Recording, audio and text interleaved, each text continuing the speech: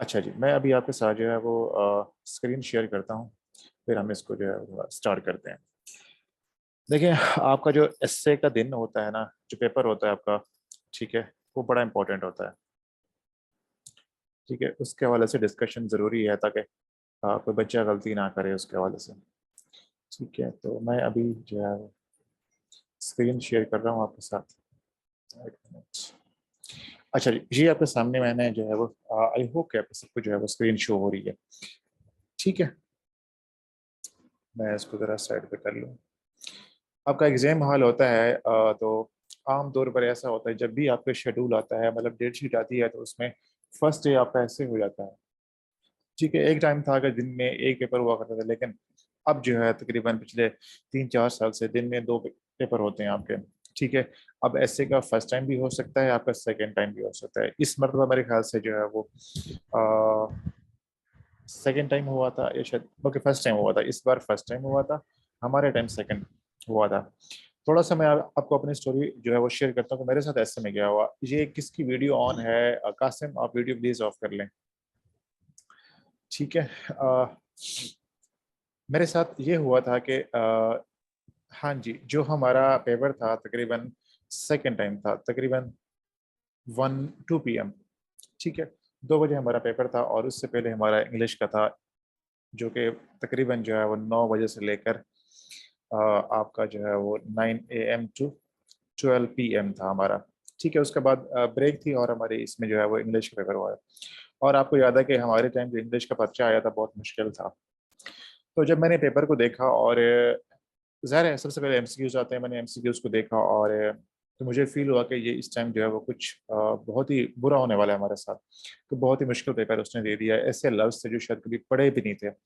उसमें हार्डली 1 या 2 लफ्ज़ थे जो मुझे लगता है कि शायद मेरे ठीक हुए थे। तो मैंने किए, उसके बाद जो है मैंने वो एमसीक्यूज़ कर लिए, उसके बाद वो वापस कर दिए, जब उसके 30 मिनट खत्म होते हैं वो ले लेते हैं आपसे। देन उसके बाद हमारा जो है वो सब्जेक्टिव पेपर मिल जाता है आपको। तो जब मैंने उस पेपर को देखा तो उसमें ट्रांसलेशन थी, इडियम्स थे, पेयर ऑफ वर्ड्स थे और तो मुझे ऐसा लगा कि ये शायद मेरा ऐसे ये जो इंग्लिश का पर्चा है वो फेल होने वाला है।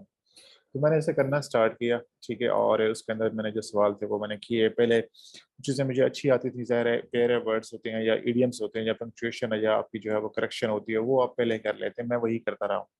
वो मैंने किया, रफ़ में मैं सारा पर्चा रफ़ में करता हूँ, रफ़ में किया। उसके बाद ट्रांसलेशन मैंने स्टार्ट की, तो मुझे फ़ील हुआ कि जो फर्स्ट सेंटेंस है मुझे उसकी समझ नहीं आ रही और मैं बहुत डाउट में था कि इसको मैं क्या करूँ, इसको कैसे ट्रांसलेट करूँ? एंड में मैंने यही डिसाइड किया कि मैं इसको ट्रांसलेट ही नहीं करूँगा, क्योंकि मुझे ये लग रहा था कि ये सेंटेंस मुकम्मल नहीं है। तो मैंने उसको जो है वो बगैर फर्स्ट सेंटेंस को ट्रांसलेट किए मैंने जो है उसे किया और फिर जब मैंने उसे रीड करना स्टार्ट किया तो मेरे पास टाइम का इशू आ रहा था और एंड पे ऐसा होता है कि इंग्लिश के पर्चे में मैं हमेशा जो है वो 15-20 मिनट मेरे पास एक्स्ट्रा होते हैं, मैं हमेशा निकल जाता हूँ पहले ही। लेकिन इस बार जो हमारा था उसमें ये हुआ कि मुझे एंड तक उसे नीट करने में बहुत मुश्किल पेश आ रही थी और मुझे लगा था कि अब चीज़ें मेरी जो है वो नीट नहीं हो सकती, ट्रांसलेशन भी रहती है, प्रेसी भी रहती है और ये चीज़ें मुझे बहुत परेशान कर रही थी। और जब मैंने पर्चा उसे मुकम्मल किया, बहुत बुरी तरह से करके दे दिया और हम एग्ज़ाम हॉल से 12 बजे निकल गए। अब जो था 12 से लेकर 2 बजे तक आपकी ब्रेक होती है, उस ब्रेक में मैं तो मेरे माइंड में मुसलसल ये चीज़ चल रही थी कि ये मेरी लास्ट अटेम्प्ट है और मेरा इंग्लिश का पर्चा फेल हो चुका है, तो अब मुझे आगे जाने की ज़रूरत ही नहीं है। अगला जो हमारा नेक्स्ट पेपर है वो ऐसे का है, तो मैंने कहा कि सोचा माइंड में कि मुझे अब ऐसे में बैठने की ज़रूरत ही नहीं है, क्योंकि मेरा जो है इंग्लिश है वो तो फेल हो चुका है। और मैं उस 2 घंटे में जो ब्रेक होती है उसमें मैं इसी कश्मकश में रहा कि मुझे लास्ट अटेम्प्ट है, वापस जाना चाहिए घर, अगला पर्चा देना चाहिए या वापस जाना चाहिए घर। क्योंकि मुझे ये डाउट था, तकरीबन 90% ये था कि मेरा इंग्लिश जो है वो फेल हो चुका है। ठीक है? और मैं वो 2 घंटे बहुत मुश्किल से गुज़ारे, ना तो कुछ खाया गया, ना कुछ पिया गया और ना मैंने कुछ चीज़ें रिवाइज़ की। बस वो 2 घंटे मैं इंतहा की परेशानी में मैंने गुज़ारे। लास्ट टाइम पे आपको बता दूँ बंदा किस हालत में हो सकता है। एंड पे मैंने ये डिसाइड किया, मैंने कहा यार कि अब मैं आ गया हूँ, यहाँ पेपर भी देने हैं, लास्ट अटेम्प्ट भी है, चलें अब एस्से जो है वो उसके अंदर बैठ जाते हैं। तो जब मैं वहाँ पे गया, एस्से दिया, जो टॉपिक था मुझे अच्छा लगा, मैंने उस पे लिखा और वो जब रिज़ल्ट आया तो वो जो है वो इंग्लिश भी पास हो गई और वो एस्से भी पास हो गया बड़े अच्छे स्कोर से। ठीक है? तो आपके साथ भी ऐसा हो सकता है कि आपका जो पहला पर्चा हो वो ऐसे का हो, आपको इतना शौक लगे कि वो चीज़ें आपके लिए बिल्कुल अनएक्सपेक्टेड हो सकती हैं, बहुत ही अनएक्सपेक्टेड हो सकती हैं। ठीक है, तो आपने अपना जो पहला पर्चा है उसकी जो परफॉर्मेंस है अगले पर्चे पे नहीं डालनी है आपने। उसकी वजह से उसे आपने जो है वो इफ़ेक्ट नहीं होने देना उसको। ठीक है ना? आपने ये भूल जाना है कि आपका पहले क्या हुआ है। हर पर्चा आपने पास करना है और हर पर्चा इम्पोर्टेंट है आपके लिए, हर पेपर इम्पोर्टेंट है आपके लिए। तो आपने हमेशा ये बात याद रखनी है कि जो हो गया वो हो गया। अब आगे आपने मूव करना है आपने, ठीक है ना? अगर आप उसे उस बर्डन को उस जो वो आपका कॉम्प्लेक्स है या परेशानी है उससे कैरी ऑन करते रहेंगे और आप अगले पर्चे के अंदर उसी पे सोचते रहेंगे तो आपको वो जो 3 घंटे हैं नेक्स्ट पेपर के वो आपके खराब हो जाएँगे। क्योंकि ये कॉम्पिटिशन है, रेस है, इसके अंदर हर प पेपर को पास करना है और सिर्फ पास करना नहीं है बल्कि अच्छा स्कोर भी लेना है। तो आपने हमेशा याद रखना है कि अगर कोई पर्चा बुरा हो जाता है या आपका एसे जो है वो एज़ एक्सपेक्टेड जैसे आप कर रहे थे वैसा नहीं होता, तो आपने परेशान नहीं होना, आपने चले जाना है। या आपका अगर पहला एग्ज़ाम आपका इंग्लिश का है और वो अच्छा नहीं होता तो आपने एस्से के पेपर पे उसको जो है वो असरअंदाज़ नहीं होने देना। जी, आपने ख़्याल रखना है। अब हम देखते हैं कि आपने जो है वो एस्से को अप्रोच कैसे करना है, वो अपने 3 घंटे कैसे करने हैं। हम ये फ़र्ज़ करते हैं कि आपका जो पेपर है वो तकरीबन 9 बजे स्टार्ट होता है, यानी कि फर्स्ट टाइम स्टार्ट हो रहा है आपका। 9 एएम जो है वो आपका पेपर स्टार्ट होता है, ठीक है? एग्ज़ैक्टली 9 बजे आपको जो है पेपर मिलना शुरू हो जाते हैं हर सेंटर के ऊपर। आपके पास 9 से लेकर 12 बजे तक टाइम होता है, 3 घंटे होते हैं, आपने वो 3 आवर्स कैसे यूज़ करना है ये बहुत इम्पोर्टेंट है, ठीक है ना? अब उसमें मैं ये कहता हूँ कि जो फर्स्ट 5 मिनट्स हैं, ठीक है? जो पहले 5 मिनट हैं वो आपने किस पे लगाने हैं, टॉपिक सिलेक्शन पे लगानी है, ठीक है ना? अब जब टॉपिक सिलेक्शन आप करेंगे तो उसमें कुछ चीज़ें हैं जो आपने हमेशा जो है वो याद रखनी है, उनको भूलना बिल्कुल नहीं है आपने। नंबर 1, जब भी आपके पास पेपर आएगा ऐसे का, उसमें पीएमएस में 6-7 टॉपिक होते हैं, सीएसएस में 10 टॉपिक होते हैं। आपने उस पूरे पेपर को शुरू से लेकर एंड तक आपने पढ़ना है, आराम से पढ़ना है उसको। अगर आपको कहीं पे कोई कीवर्ड नज़र आ जाए ऐसा जो आपका तैयार किया हुआ है और आपने उस पे जंप नहीं करना, बिल्कुल भी नहीं करना आपने। आपने वो तमाम टॉपिक्स को केयरफुली और आराम से पढ़ना है एक बार। 1 मिनट में आपको लग जाएगा, आप उसको 2 मिनट में पढ़ सकते हैं। उसके बाद जब आप उसे पढ़ लेंगे तो आपने उसमें शॉर्ट लिस्ट करने हैं टॉपिक्स। और जब शॉर्ट लिस्ट करेंगे तो वो टॉपिक्स आपने शॉर्ट लिस्ट करने हैं जिसके ऊपर आपकी प्रैक्टिस है या उससे रिलेवेंट आपने ऐसे प्रैक्टिस किया है, उससे मिलता-जुलता आपने ऐसे प्रैक्टिस किया है। और नंबर 2 कि उसके ऊपर आप लिख सकते हैं, आपकी रिसर्च है, आपके पास जो है कुछ डेटा वगैरह है। ठीक है ना? कभी ऐसा टॉपिक जो बहुत आसान है, आपको लगता है कि बहुत आसान टॉपिक है लेकिन उसके ऊपर आपने कभी ऐसे नहीं लिखा, उसे आपने चूज़ नहीं करना। वहाँ 1-2 सफ़ा लिखने के बाद आप खाली हो जाएँगे, आप ब्लैंक होगा, आपके पास लिखने के लिए कुछ भी नहीं होगा। तो आपने हमेशा उस रास्ते पे चलना है जिससे पहले आपकी प्रैक्टिस की हुई है, ठीक है ना? मैंने मिसाल दी थी शुरू में कि आप जब फॉर एग्ज़ाम्पल मुल्तान से इस्लामाबाद जा रहे हैं, 2 रास्ते हैं। एक रास्ता वो है जिसके ऊपर आपने ऑलरेडी जो है वो सफ़र किया है, एक रास्ता बिल्कुल नया है। तो आपने उस रास्ते पे जाना है जिस पे सफ़र किया हुआ है आपने। आपने कोई रिस्क नहीं लेना आपने, ठीक है? तो आपने वो टॉपिक लेनी है जिसकी प्रैक्टिस है, जो आप उस आपके एरियाज़ में आते हैं, जिस पे आपका रिसर्च है, क्योंकि आपने सिर्फ़ पास करना है ऐसे। अब आपने 3 टॉपिक फॉर एग्ज़ाम्पल हम ये करते हैं कि आपने 3 टॉपिक सेलेक्ट किए हैं। अब 3 में से ज़ाहिर है आपने जो है वो 1 करना है, तो अब आपने इसको शॉर्ट लिस्ट करना स्टार्ट कर देना है। 3 लेने हैं, 2 लेने हैं, जो भी लेने हैं, 4 लेने हैं, 3 लेने हैं। बट मैंने 3 लिए थे, उसके बाद मैंने उसको 2 किया। अब आपने जब 3 ले लिए, हम ये फर्ज़ करते हैं आपने 3 लिए। अब आपने 2 करने हैं। अब उसमें से आपने देखना है कि उसमें से बेस्ट आपका कौन-सा है। लाइक मैंने जब 3 टॉपिक लिए तो उसके बाद मेरे पास जो 2 ऑप्शन बचे थे वो था ग्लोबलाइज़ेशन का और जेंडर इक्वालिटी का। तो मैंने कंपैरिज़न किया कि मेरे पास जेंडर इक्वालिटी के ऊपर जो है नॉलेज अच्छा है, रेफरेंसेस भी हैं, डेटा भी है, प्रैक्टिस भी है। जो ग्लोबलाइज़ेशन है उसमें मेरी रिसर्च अच्छी है, मेरे पास रेफरेंस के लिए चीज़ें कम हैं लेकिन उसमें प्रैक्टिस भी नहीं है मेरी। तो मैंने उस टॉपिक को लिया जिसमें मेरी प्रैक्टिस थी, तो मैंने जेंडर इक्वालिटी को ले लिया। तो आपने भी शॉर्ट लिस्ट करने हैं, उसके बाद 2 पे फिर एंड के ऊपर आपने एक टॉपिक लेना है जिसके ऊपर आप आराम से लिख सकते हैं। टॉपिक को समझ लेना है कि उस टॉपिक का मतलब क्या है। यानी कि वो आर्गुमेंटेटिव है, डिस्क्रिप्टिव है, उसमें क्या पूछा जा रहा है, वो आप इस चीज़ के बारे में बिल्कुल क्लियर होंगे। ठीक है ना? अगर आप टॉपिक में कन्फ्यूज़्ड हैं, आपको लगता है कि इसमें आप क्लियर नहीं हो रहे या आपको एक बात समझ नहीं आ रही, कुछ ऐसा वर्ड है जिसके आपको जो है उसका मतलब क्लियर नहीं हो रहा या आपको उस एस्से की डायरेक्शन समझ नहीं आ रही, तो आप उसे बिल्कुल नहीं लेंगे आप उसको, ठीक है ना? तो ये सारी चीज़ें आपने देखने के बाद आपने टॉपिक सिलेक्शन करनी है। पहले 5 मिनट में आपने जो है टॉपिक अपना सिलेक्ट कर लेना है। उसके बाद जो नेक्स्ट 35 मिनट्स होते हैं, जो नेक्स्ट 30 मिनट्स होते हैं ना, ठीक है ना? तो उसके अंदर आपने क्या करना है, रफ काम करना है, ठीक है? नेक्स्ट 30 मिनट्स में आपने जो है वो रफ वर्क करना है। अब रफ के अंदर क्या-क्या चीज़ें आएँगी, ठीक है? आपकी जो है रफ के अंदर आती हैं, थीसिस स्टेटमेंट आती है, ठीक है? रफ के अंदर थीसिस आएगा, प्लस आपकी जो है वो आउटलाइन आएगी, प्लस आपका जो है वो इंट्रो आएगा, ठीक है? अगले 30 मिनट में आपने रफ में ये चीज़ें करनी हैं, ठीक है ना? यानी कि आप जब टॉपिक सेलेक्ट कर लेते हैं और आपने जो है वो पेज की दूसरी साइड पे जाना है जहाँ पे रफ वर्क करते हैं, आपने वहाँ पे चले जाना है। वहाँ पे आपने स्टेटमेंट ऑफ टॉपिक लिखनी है, उसे चेंज करना है, बदलना है, जो भी करना है उससे एडजस्ट करना है वो आप करें उसके अंदर। वो आप अपना ऐसे का जो है स्टेटमेंट क्लियर कर लें, उसके बाद उसकी बेस पे रफ आउटलाइन बने। अब उसमें रफ आउटलाइन में ये है कि आप जो है वो मुकम्मल सेंटेंसेस के बजाय शॉर्ट शॉर्ट सेंटेंसेस भी लिख सकते हैं। टाइम कम होता है तो आपने जो है वो मुकम्मल करने के बजाय आप उसे शॉर्ट में भी लिख सकते हैं, बट आपने माइंड में रखना है कि आप इस पॉइंट में क्या लिखना चाहते हैं। जब आप आउटलाइन बना लेंगे, स्टेटमेंट कर लेंगे, उसके बाद आपने इंट्रोडक्शन को भी एक बार रफ में लिख लेना है, ठीक है ना। इंट्रोडक्शन को एक बार लाजमी रफ में लिखना है आपने। जब ये 3 चीजें कर लेंगे तो आपके पास तकरीबन 35 मिनट्स आपके चले जा चुके होंगे, आपके 35 मिनट खत्म हो चुके हैं आपके। अब आपके पास जो है वो 2 घंटे हैं और आपके पास 25 मिनट्स हैं। इस टाइम के अंदर आपने अपना ऐसे मुकम्मल करना है। अब आपने जो है वापस जाना है अपनी किस के ऊपर जहाँ से आपने ऐसे स्टार्ट किया, अपना टॉपिक लिखना है, क्वेश्चन टॉपिक लिखना है, बस क्वेश्चन नंबर लिखने की जरूरत नहीं है, टॉपिक लिखनी है उसका। जैसे मैं आपको समझाया आउटलाइन बनाने का स्टाइल, ठीक है। आप आउटलाइन की हेडिंग दें, उसके बाद इंट्रोडक्शन, स्टेटमेंट ऑफ टॉपिक, और इसी तरह आप अपना जो है वो आउटलाइन को लिख सकते हैं।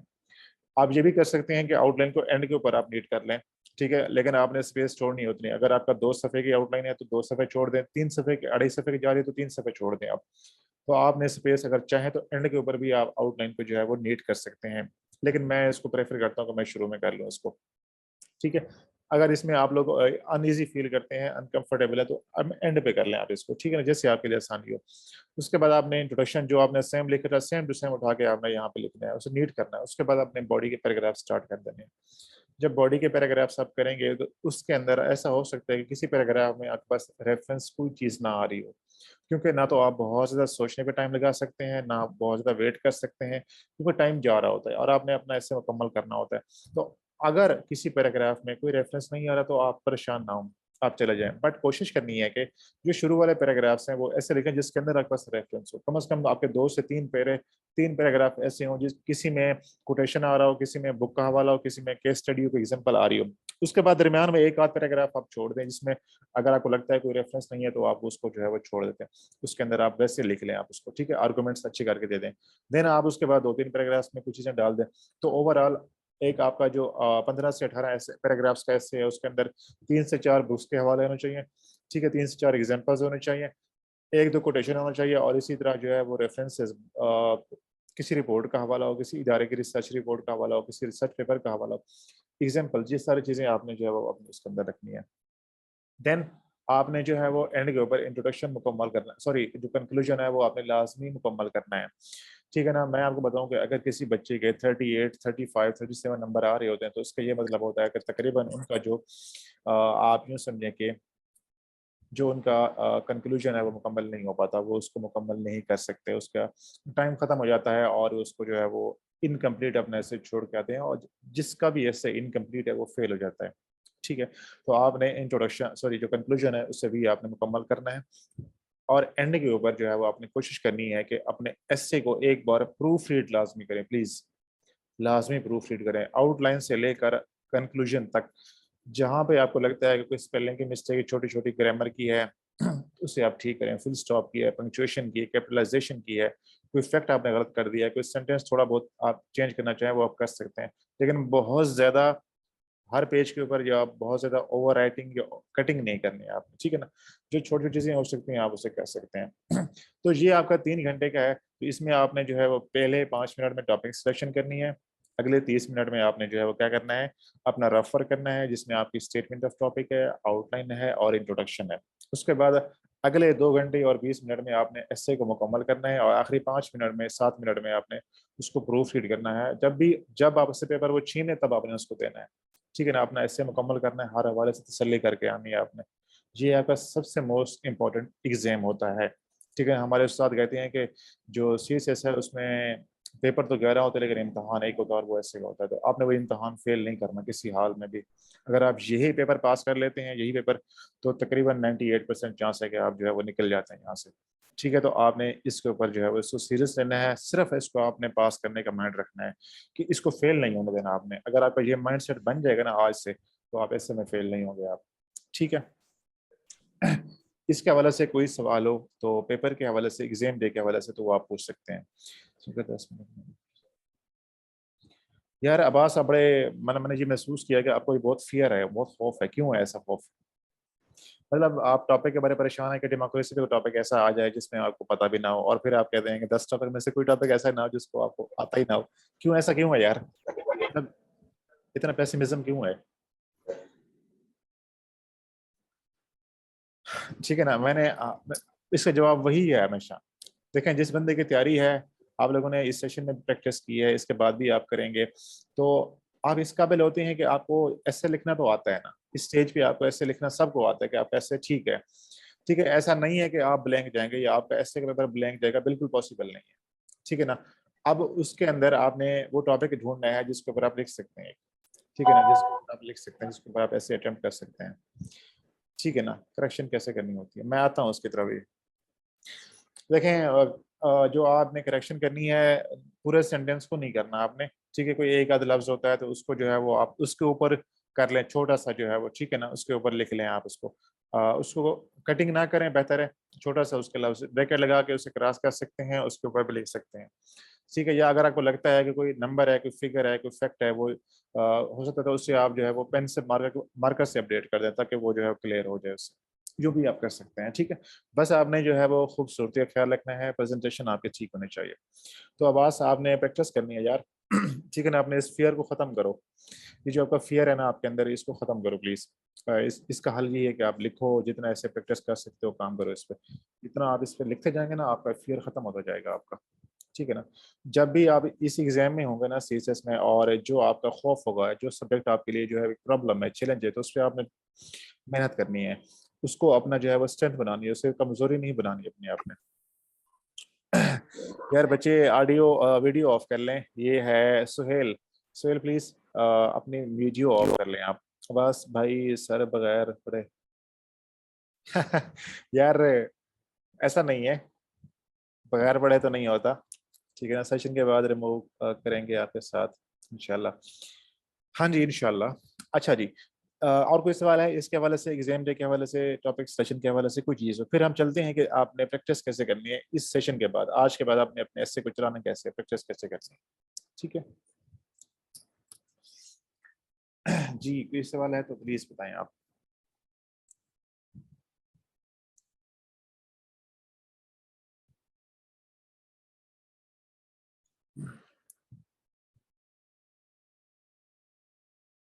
यार अब्बास, स्पष्ट तो ना बोला करो, ठीक है ना।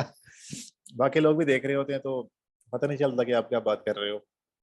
अच्छा जी, हम चलते हैं कि आपने जो है वो इस सेशन के बाद अपनी प्रैक्टिस कैसे करनी है। अभी आपके जो है वो तकरीबन 2 से 3 हिस्से होंगे फुल, और एक आपका मॉक भी रहता है मेरे पास।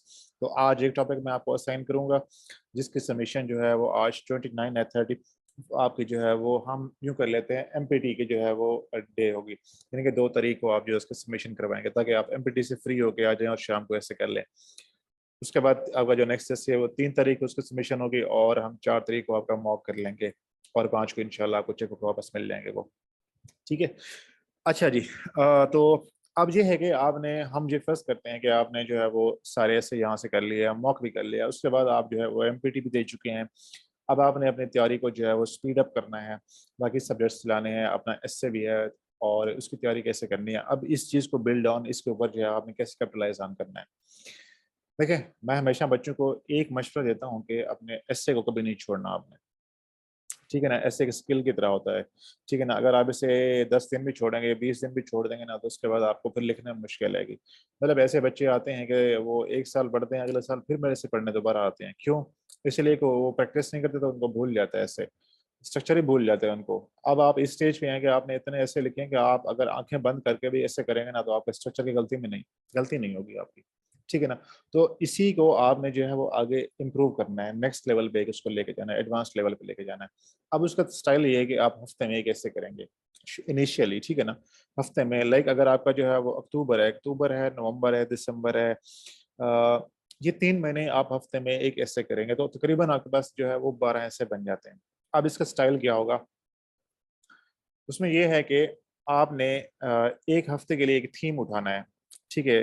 अभी हमने टॉपिक वाइज किया, अब आपने जो है वो थीम वाइज तैयारी करनी है इस सेशन के बाद। फॉर एग्जांपल, आपके पास इकोनॉमी का थीम है, पाकिस्तान की इकोनॉमी है तो उसके ऊपर आपने तैयार करने बेसिक चीज़ें कि पाकिस्तान की इकोनॉमी का स्टेटस क्या है इस टाइम जो है हमारे इंडिकेटर्स क्या शो कर रहे हैं, उसमें क्या जो है मेजर फैक्टर्स हैं, क्या प्रॉब्लम्स हैं, क्या उसके सॉल्यूशंस हैं, उसके इफेक्ट्स क्या हो रहे हैं। आप उसमें इन्फ्लेशन पे बात कर सकते हैं, इनफॉर्मल इकोनॉमी है उसको आप देख सकते हैं, आईएमएफ के साथ पाकिस्तान की इकोनॉमिक जो एक चल आ रहा है उसका जो है आप कह सकते हैं कि ताल्लुक उसके ऊपर भी देख सकते हैं। ठीक है ना। ओवरऑल जो है वो आप रशिया यूक्रेन वॉर है उसका पाकिस्तान की इकोनॉमी के ऊपर इम्पैक्ट को आप देख सकते हैं। देन चाइना और यूएसए के जो कन्फ्लिक्ट है उसका पाकिस्तान की इकोनॉमी पे ओवरऑल आपने जो है इकोनॉमी को हर हवाले से तैयार करना है। इसको नेट से तैयार करें, कोई रिसर्च पेपर है वो तैयार करें आप। 5 से 6 दिन आपने जो है वो इसके ऊपर रोजाना के बेस पे कुछ ना कुछ पढ़ना है और उन चीज़ों को नोट करना है। जो आर्गूमेंट्स इंपॉर्टेंट होंगे आप उसको नोट करें, कोई डेटा आएगा उसको नोट करें, कोटेशंस आती है नोट करें, किसी बुक का हवाला है उसे नोट करें। आप आपने फॉर एग्जाम्पल आपने जो है वो एक टॉपिक थीम तैयार किया और उसको 10 पेजेस के ऊपर आपने नोट्स बना लिए उसके रफ में। ठीक है, उसके अंदर आपके पास सारी चीज़ें आ गई। अब आपने उसके ऊपर एक टॉपिक लेना है। आप टॉपिक खुद से भी बना सकते हैं, किसी के मॉक से उठा सकते हैं, कोई इस पास्ट पेपर में से अगर आपको एक्सपेक्टेड आपको लगता है कि ये आ सकते हैं तो वो भी लिख सकते हैं, या अगर आप किसी उस्ताद के साथ अटैच है, मेंटोर के साथ, ऐसे के टीचर के साथ, तो उनसे भी आप टॉपिक लिख सकते हैं। उस थीम के ऊपर आपने एक टॉपिक लेना है, उस नॉलेज को, इस इंफॉर्मेशन को जो आपने रिसर्च की थी उसको यूज़ करते हुए आपने 1 दिन लगा के पूरा आपने ऐसे करना है उसके ऊपर। अब उसमें 4 घंटे लगाए, 5-6 घंटे जितने भी लगाए, आपने 1 दिन में जो है अपना ऐसे करना है। 1 दिन फिक्स कर लें कि मैंने इस दिन ऐसे करना है हफ्ते में। उस दिन आप उस नॉलेज को इस्तेमाल करते हुए ऐसे लिखें और उसको जो है वो सर को भेज दें और उसकी वैल्यूएशन करवा लें आप। ठीक है, उसकी वैल्यूएशन से क्या होगा कि आपकी जो स्ट्रक्चर है वो तो पहले ठीक हो चुका है। अब लैंग्वेज पे काम हो जाएगा आपका, कंटेंट पे काम होगा, टॉपिक हैंडलिंग पे काम होगा, पैराग्राफ्स कैसे मैच्योर हो सकते हैं, यूनिफॉर्म कैसे लुक आ सकती है। फिर ये कि आपने जो है वो अभी आप लोगों ने फुल लेंथ से किसी ने नहीं किया, कम बच्चों ने किया, तो अब अपने फुल लेंथ से पे जाना है। ठीक है, फुल लेंथ से करने में आपको कितना टाइम लगता है, उस टाइम को कैसे आप जो है कम कर सकते हैं, अपनी स्पीड को बेहतर कर सकते हैं, क्या चीज़ें गलतियां होती हैं, वो सारी चीज़ें जो है आपकी वैल्यूएशन से बेहतर होंगी। इसी तरह वो जो गलतियां आपके सामने आएंगी फीडबैक, वो आपने अगले हफ्ते के जो एस्से है उसके अंदर आपने बेहतर करना है, उन गलतियों को अवॉइड करना है। तो आप इसी तरह इस प्रैक्टिस को कंटिन्यू करेंगे। एक हफ्ते में एक थीम ले लिया, इकोनॉमी पे ले लिया, अगला ऐसे जो है आपने वुमन पे ले लिया, फेमिनिज्म पे, देन क्लाइमेट चेंज जो आपने टॉपिक उठा लिया, देन आपने जो है वो जियो इकोनॉमिक्स पे उठा लिया, आर्टिफिशियल इंटेलिजेंस पे उठा लिया। ठीक है, इसी तरह जो है वो आपके पास गवर्नेंस है, उसके अलावा पॉलिटिक्स पे है। जितने भी आप कर सकते हैं आपने कोशिश करनी है, ये आपने कम से कम दिसंबर तक इस तरह करनी है। मेरे पास ये होता है कि जो बच्चे इस सेशन से निकलते हैं ना मेरे पास 1 मंथ के बाद, उसमें से कुछ कंटिन्यू करते हैं मेरे साथ। मैं उनको जो है वीकली असाइनमेंट देता हूँ, जिसे आपको समझाया इसी तरह कि मैं उनको टॉपिक दे दूंगा, थीम दे दूंगा। ठीक है ना। फॉर एग्जाम्पल मैं आपको जो है वो शो करता हूँ कि अगर मेरे पास कोई पड़ा हुआ है इसका यहाँ पे लेट मी सी के यहाँ पे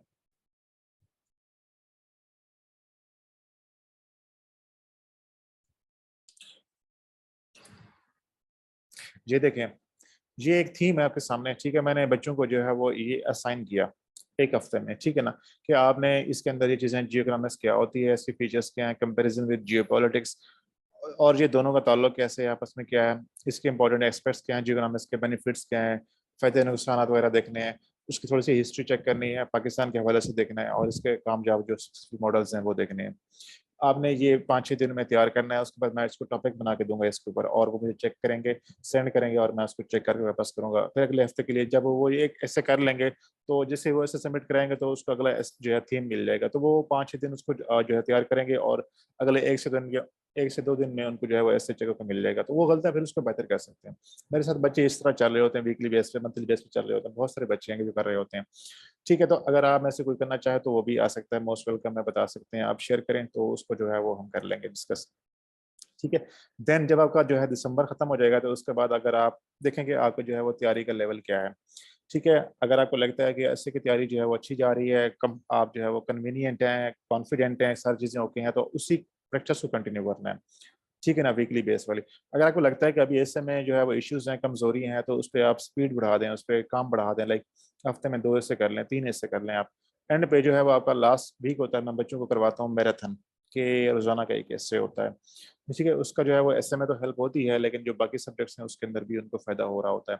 तो अगर उसमें भी आप आना चाहेंगे तो उसकी जो है वो मैं ऐड शेयर करूंगा। वो बल्क वो बिल्कुल एंड के ऊपर होता है। या अगर ऐसा हो कि बच्चे ज़्यादा हो जाए तो फिर इसमें 2 हफ्तों में कर लेता हूँ। लास्ट टाइम भी ऐसे किया कि 10 बच्चे मेरे पास पहले आ गए, 10 बाद में थे। तो मेरे लिए 10 से ज़्यादा मैनेज करना मुश्किल हो जाता है। रोज़ाना के बेस पे हर एक का एक ऐसे आ रहा होता है और उसको चेक करना, फुल लेंथ से वापस करना, वो बहुत हेक्टिक हो जाता है। तो इसको मैं 2 हफ्तों के अंदर भी कर लेता हूँ। तो मैं इसको इंशाल्लाह तकरीबन जो है वो 15 जनवरी है तब से जो है इसको मैं ऑर्गेनाइज़ करूँगा। तो वो भी आपसे जो है वो शेयर कर दी जाएँगी चीज़ें। तो ये है आपकी ओवरऑल जो आपने अपनी इस सेशन के बाद अपनी एस्से की तैयारी है उसे आपने कैरी ऑन करना है। एस्से बिल्कुल छोड़ना नहीं है, इस पे अपने काम करते रहना है। अगर कोई बच्चा ये समझता है कि इस सेशन से उनका एस्से ठीक हो चुका है और वो इसी से पास कर लेंगे, बिल्कुल आपने इस जो है वो खुशफ़हमी में नहीं रहना, ठीक है ना? आपने रिस्क बिल्कुल नहीं लेना, आपने जो है वो इस चीज़ पे जो है कॉम्प्रोमाइज़ नहीं करना, अपनी तैयारी को कंटिन्यू करना है, बेहतर करना है आपने। ठीक है जी। अब कोई सवाल है यहाँ पे तो आप लोग पूछ सकते हैं।